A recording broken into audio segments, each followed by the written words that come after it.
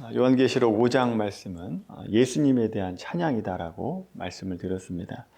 누가 찬양하는가를 보시면 모든 만물이 찬양하는 것을 이제 보게 되는데 11절 말씀 보시면 보좌에 대해 생물이 찬양하고 장로들과 거기에 둘러선 많은 천사가 찬양하고 있습니다. 또 13절 말씀 보세요. 하늘 위에와 땅 위에와 땅 아래와 또 바다 위에와 또 그 가운데 모든 피조물이 어린 양을 찬양하고 경배하고 있는 것을 보게 됩니다. 이 모든 피조물이 어린 양 대신 예수 그리스도를 찬양을 하고 있는데 그 찬양하는 이유가 무엇인가 두 가지를 말씀하고 있는데 첫째는 우리가 지난 시간에 보았던 말씀과 같이 하나님의 오른손에 있던 임봉된 두루마리를 오직 어린 양 대신 예수님께서 뗄 수 있다라고 하는 것 때문에 찬양하고 있습니다. 임봉된 두루마리를 뗄 수 있다라고 하는 것은 구원과 심판의 완성이 오직 예수 그리스도를 통해서만 된다라고 하는 차원에서 예수님이 찬양받기에 합당하다라고 지난 시간에 말씀을 드렸습니다. 자, 이어서 오늘 우리가 이제 살펴볼 내용인데 예수님이 찬송받아야 될 두 번째 이유가 있습니다. 9절 중반절 말씀 한번 보십시오. 어린 양이 일찍 죽임을 당하사 또 많은 사람들 가운데서 피로 사서 하나님께 드리시고 10절에 그들로 하나님 앞에서 나라와 제사장을 삼으신 분, 이 때문에 찬양받기에 합당하다라고 얘기합니다. 세 가지가 나옵니다. 죽임을 당하셨다라고 하는 것. 죽임을 당하셨다라고 하는 것은 우리가 알고 있듯이 예수님께서 우리를 구원하기 위해서 십자가에서 죽으셨다라고 하는 그 사실, 그 역사적 사실을 얘기하고 있습니다. 두 번째로 피로 값주고 샀다라고 하는 것은 예수님께서 십자가에 죽으시고 피 흘려 죽으심으로 우리를 죄와 사망에서 구원하신 사건을 말하고 있습니다. 그리고 세 번째, 나라와 제사장으로 삼으셨다라고 하는 것은 모든 권세를 가지신 분이 우리에게 사명을 주셨다는 겁니다. 하나님의 나라, 하나님의 제사장이 되라라고 하는 사명을 주셨다라고 하는 겁니다. 이 세 가지 때문에 예수님이 찬양받기에 합당하다라고 말씀하고 있는 것이죠. 여러분, 이 세 가지 사건을 하나의 사건으로 우리에게 보여주는 것이 출애굽기 12장에 나오는 어린 양의 죽음의 사건입니다. 유월절 사건을 말합니다. 한번 찾아볼까요? 출애굽기 12장 말씀. 구약성경 97페이지입니다. 출애굽기 12장 말씀. 출애굽기 12장 말씀입니다. 97페이지. 6월절이 나옵니다. 읽지는 않겠습니다. 눈으로 한번 보십시오. 먼저 6월절 어린 양은 예수 그리스도의 십자가의 죽으심을 나타내고 있습니다. 5절 말씀 보세요. 흠없는 1년 된 수컷을 드려야 되는데 이는 죄가 없으신 예수 그리스도를 예표하고 있는 것이다 라고 하는 겁니다. 두 번째로 예수님께서 피로 값주고 샀다라고 하는 것, 문설주에 피를 바르게 된다라고 하는 거죠. 그래서 그 피를 바르면 죽음이 넘어간다라고 해서 유월절이 만들어지게 됩니다. 우리가 알고 있듯이 애굽의 10번째 재앙, 애굽에 출애굽할 때 10번째 재앙이 장자의 죽음이잖아요. 그 죽음에서 살 수 있는 방법, 이스라엘 백성들이 도덕적으로 의로워서가 아니라 예수님의 피가 문설주와 임방에 발라져 있기 때문에 죽음이 넘어가게 된다라고 하는 거죠. 세 번째로 하나님의 나라와 제사장으로 삼으셨다라고 하는 것. 여러분, 이스라엘 백성들이 출애굽해서 자유하게 됩니다. 죄의 종에서 종의 신분에서 자유케 되는 자유인의 신분이 된다라고 하는 거죠. 그래서 출애굽기 12장 2절 말씀 보시면 하나님은 유월절 있는 달의 시작, 곧 해의 첫 달로 삼으셨다라고 하는 겁니다. 이게 나라로 삼으셨다라고 하는 뜻입니다. 새로운 나라. 나라가 새로운 나라를 의미하고 있습니다. 그래서 해의 첫 달이 되게 하시겠다라고 하는 것은 과거의 세속적인 시간, 그 애굽에 있던 시간을 끝내고 이제 새로운 나라가 되게 하시겠다라고 하는 거죠.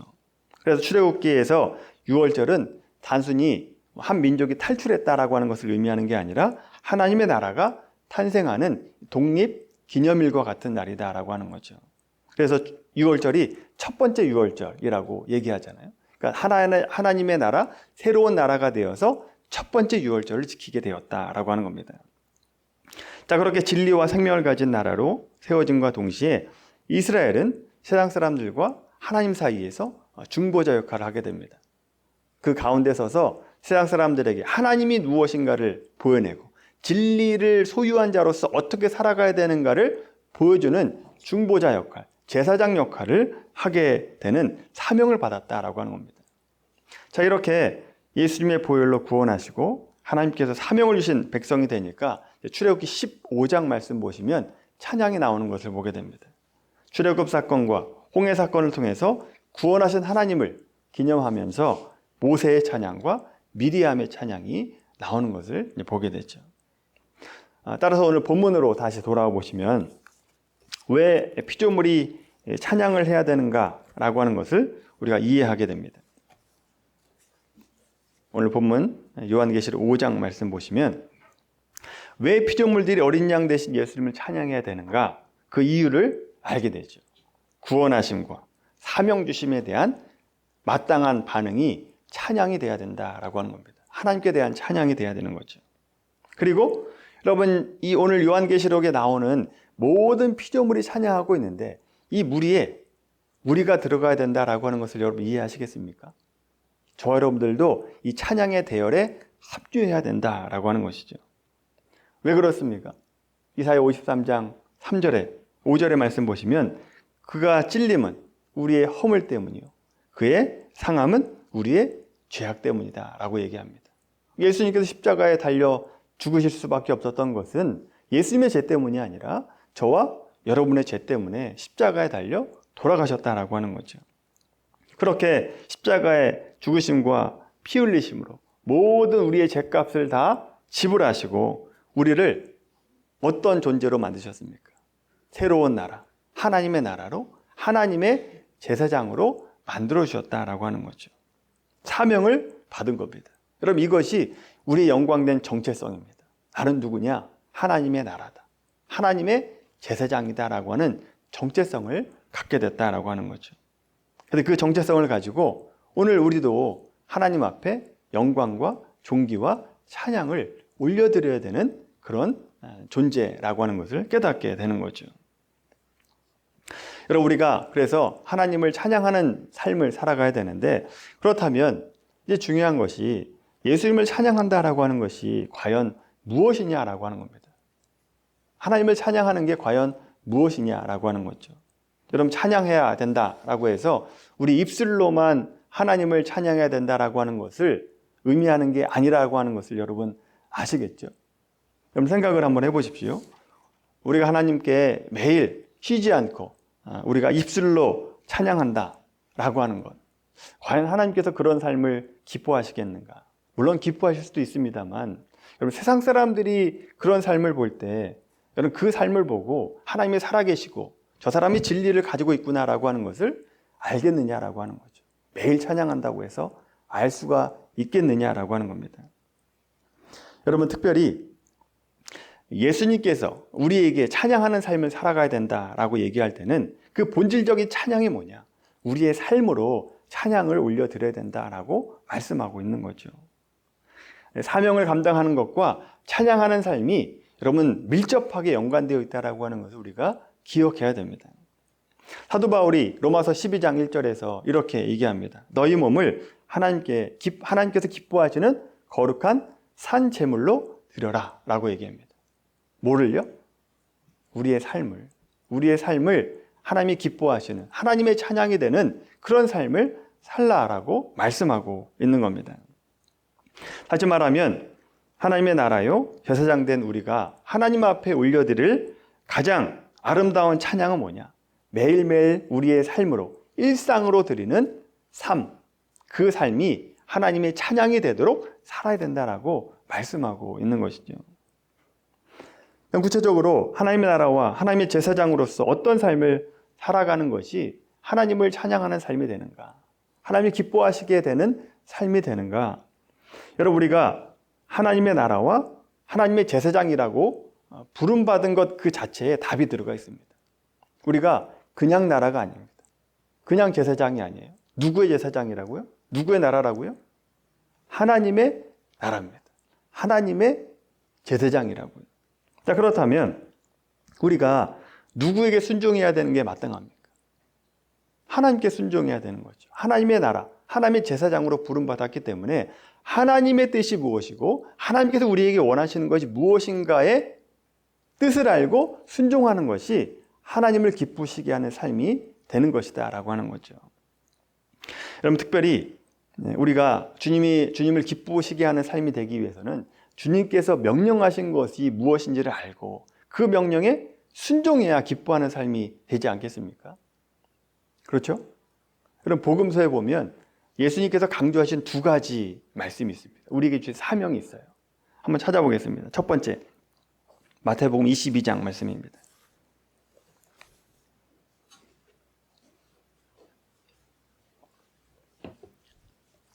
마태복음 22장 34절 말씀입니다. 신약성경 38페이지.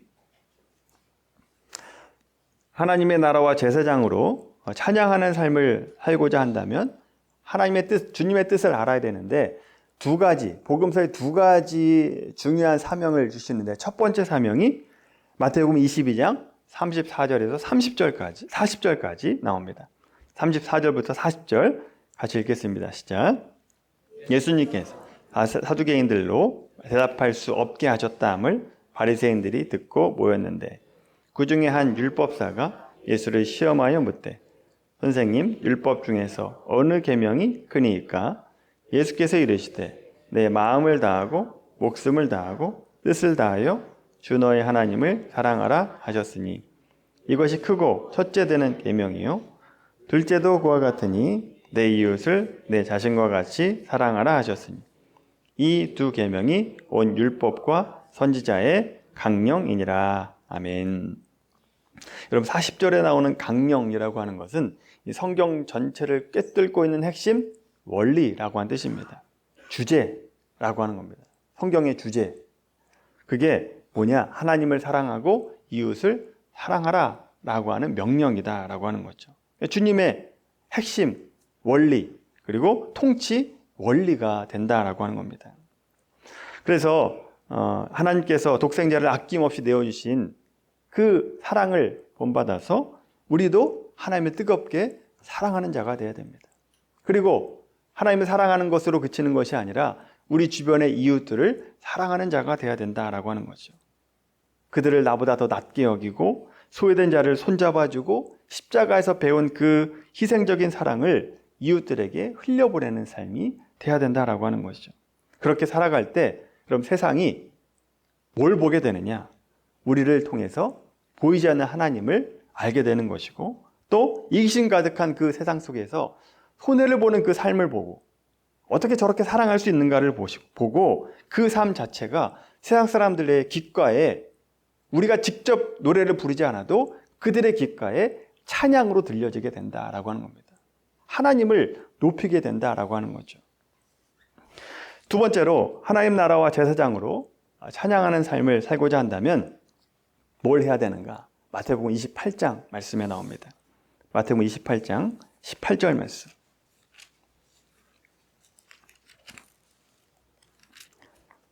찬양하는 삶을 살고자 한다면 어떤 삶을 살아가야 되는가? 마태복음 28장 18절에서 20절까지 말씀 같이 읽습니다. 시작. 예수께서 나와 말씀하여 이르시되 하늘과 땅의 모든 권세를 내게 주셨으니 그러므로 너희는 가서 모든 민족을 제자로 삼아 아버지와 아들과 성령의 이름으로 세례를 베풀고 내가 너에게 분부한 모든 것을 가르쳐 지키게 하라. 볼지어다 내가 세상 끝날까지 너희와 항상 함께 있으리라 하시니라. 아멘. 여러분, 만약에 여러분들이 이제 나이가 들고 이제 언제일지 모르겠습니다만 다 임종의 시간을 맞지 않습니까? 자, 임종을 앞두고 자녀들 앞에서 여러분이 마지막으로 할 말, 짧은 시간에 여러분 자녀에게 할 수 있는 말이 있다라고 한다면 그 말이 가장 중요한 말 되지 않겠습니까? 정말 핵심적인 말이 되지 않겠냐라고 하는 거죠. 예수님께서 승천하시기 전에 이제 마지막 제자들에게 하신 말씀, 그 말씀이 오늘 읽었던 이 말씀이 된다라고 하는 거죠. 그래서 이 말씀이 지상 대명령이다라고 우리가 부르죠. 여기서 지상은 땅 위에 명령을 매기하는 것이 아니라 이를지 윗상자 써가지고 지극히 높은 명령, 최고의 명령이다라고 해서 지상 대명령입니다. 이 명령이 뭡니까? 뭐 하라는 거예요? 제자 삼으라는 겁니다. 제자 삼으라. 제자 삼으려면 영혼을 구원해서 제자를 삼아야 될 거 아닙니까? 그래서 예수님께서 우리에게 주신 지상 대명령, 영혼 구원하여 제자 삼는 것, 이것이 우리에게 주신 가장 큰 명령 중에 두 가지 중에 하나가 된다라고 하는 거죠. 나만 구원받고 끝나는 것이 아니라 아직 십자가의 복음을 알지 못해서 죽어가는 영혼들을 위해서 기도해야 되고 또 그들의 영혼을 구원해내야 된다라고 하는 겁니다.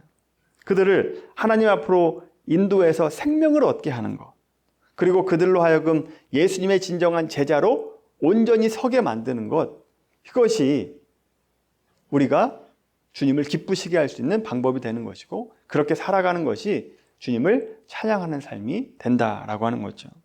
그래서 여러분, 세상에서 방황하는 한 영혼이 주님께로 돌아왔다라고 한다면 우리는 보이지 않지만 하늘에서는요, 그 어떤 소리보다 더 큰 악기와 음악 소리가 펼쳐지게 된다라고 하는 겁니다. 우리는 보이지 않지만 그 나라에서는 그 어떤 것보다 기뻐하는 찬양이 펼쳐지게 된다라고 하는 겁니다. 그래서 영혼 구원에서 제자 삼는 것, 이 삶 자체가 어린 양 예수님을 향한 가장 위대한 찬양의 가사가 되는 것이죠. 자, 사랑의 명령과 지상태의 명령에 순종하는 것이 하나님을 찬양하는 삶이다라고 말씀을 드렸는데, 그러면 여러분, 우리가 어떻게 하면 이 두 가지 명령을 실천할 수 있는가라고 하는 겁니다. 뭘 해서 이 두 가지를 실천할 수 있는가? 여러분, 이 두 가지 명령을 실천할 수 있는 곳이 있어요. 목장에서 가능하다라고 하는 겁니다. 목장 모임에서 가능한 겁니다. 여러분, 솔직히 여러분 삶을 한번 보십시오. 목장이 아니면 사랑할 수 있는 방법이 있습니까? 목장이 아니면 영혼 구원하여 죄 삼는 삶을 살아갈 수 있어요? 물론 그렇게 할 수 있다라고 얘기할 수 있는 분들이 있겠습니다만 대부분은 여러분 일상생활에서 전혀 이런 사랑하고 영혼 구원하여 죄 삼는 삶과 상관없는 삶을 살아갑니다. 목장이 아니면 상관없이 살아간다라고 하는 거죠.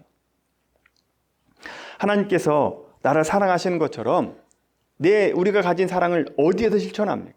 어디에서 하라고요? 목장에서 하는 거예요. 목장에서 사랑을 실천하는 겁니다. 하나님께서 우리를 어떻게 사랑하셨는데요? 우리가 죄인 되었을 때 우리를 사랑하셨잖아요. 그냥 조금만 사랑하고 만 게 아니라 죽기까지 우리를 사랑하셨다고. 죽기까지. 값 없이, 이유 없이 우리가 사랑받을 만한 대상이 아닌데도 불구하고 우리를 사랑하셨다라고 하는 거죠. 그 사랑을 본받아서 우리도 하나님을 사랑해야 되지만 그 사랑을 받은 자로서 이웃을 사랑해야 됩니다. 특별히 목원들을 사랑해야 된다라고 하는 거죠. 그래서 우리가 사랑할 때는요, 사랑할 만한 사람만 사랑하는 게 아니에요. 사랑할 만한 사람만 사랑하는 것은 세상 사람들도 그렇게 사랑합니다. 그럼 우리는 누구를 사랑해야 됩니까? 사랑할 만한 사람이 아닌 사람을 사랑하는 거예요. 딱 보기에도 같이 있기가 싫은 사람을 사랑하는 것이다 라고 하는 거죠. 그 사랑을 실천할 때 주님께 기뻐하는 삶이 되는 것이고 그 삶이 찬양받기에 합당한 삶이 된다라고 하는 거죠. 또 우리가 사랑할 때 내가 사랑을 줘도 그 사랑을 갚지 못할 사람을 사랑하는 거예요. 우리는 기브 앤 테이크가 일상이 된 사람입니다. 그런데 하나님께서 원하시는 삶은 내가 줘도 갚지 못할 사람, 그 사람에게 사랑을 베푸는 것이다 라고 하는 거죠. 그 사랑을 어디에서 훈련하느냐? 목장에서 훈련하는 겁니다. 목장에서 목원들을 사랑하는 것이다 라고 하는 거죠. 그렇게 실천하고 훈련하는 장소가 목장이 된다라고 하는 거죠. 그래서 여러분, 같이 신앙생활하는 사람들을 사랑하지도 못하면서 우리가 어떻게 밖에 나가서 사랑을 할 수 있느냐라고 하는 거죠. 목사님, 저는 목장에선 하지 못하지만 세상에 나가서도 얼마든지 사람들을 사랑하고 있습니다 라고 얘기하는 분들 있죠. 여러분, 그 사랑을 한번 면밀히 한번 보세요. 그 사랑이 진정한 사랑인가? 진정한 사랑 아닙니다. 여러분, 면밀히 살펴보면요, 내 욕심 때문에 하는 사랑이에요. 내 만족 때문에, 자기 성공 때문에 사랑하고 있는 것 뿐이다 라고 하는 거죠.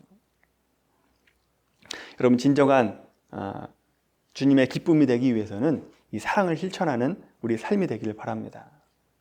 두 번째로, 우리 목장 모임은 우리끼리 교제하는 것이 목적이 아닙니다.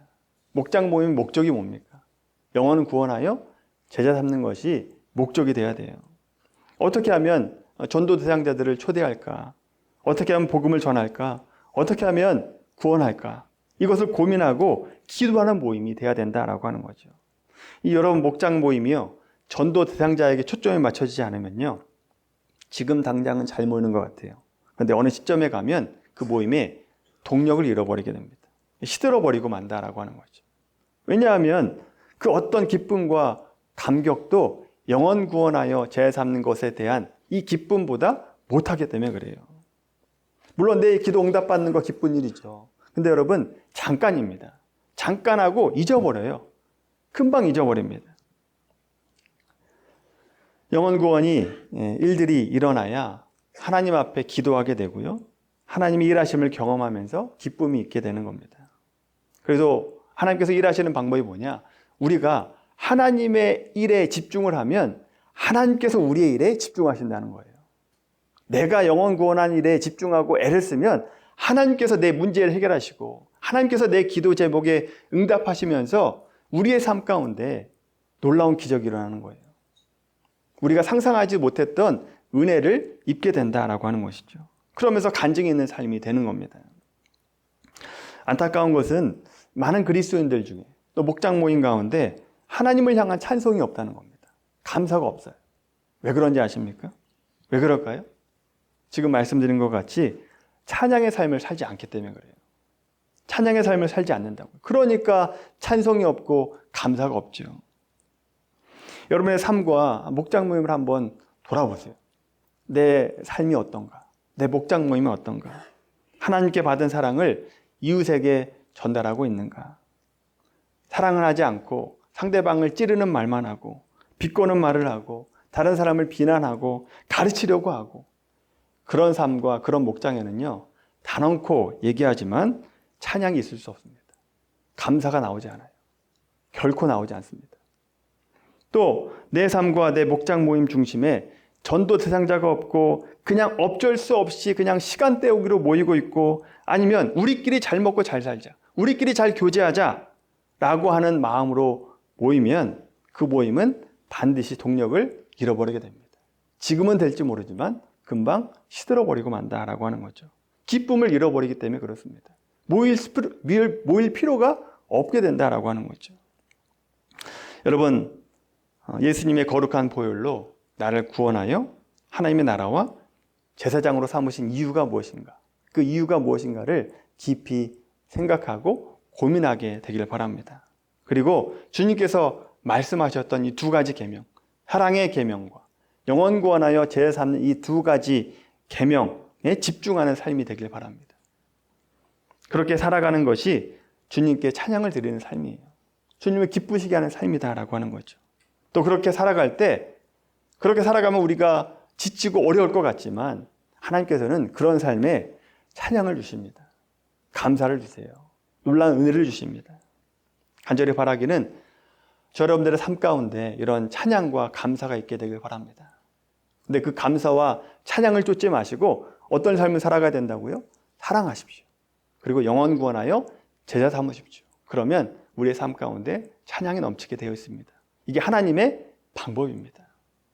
무엇이 먼저고 무엇이 나중인지를 분명히 깨닫고 우리가 결국에는 하나님을 찬양하고 온전히 영광 돌릴 수 있는 찬양이 삶이 되기를 주님의 이름으로 간절히 축원합니다.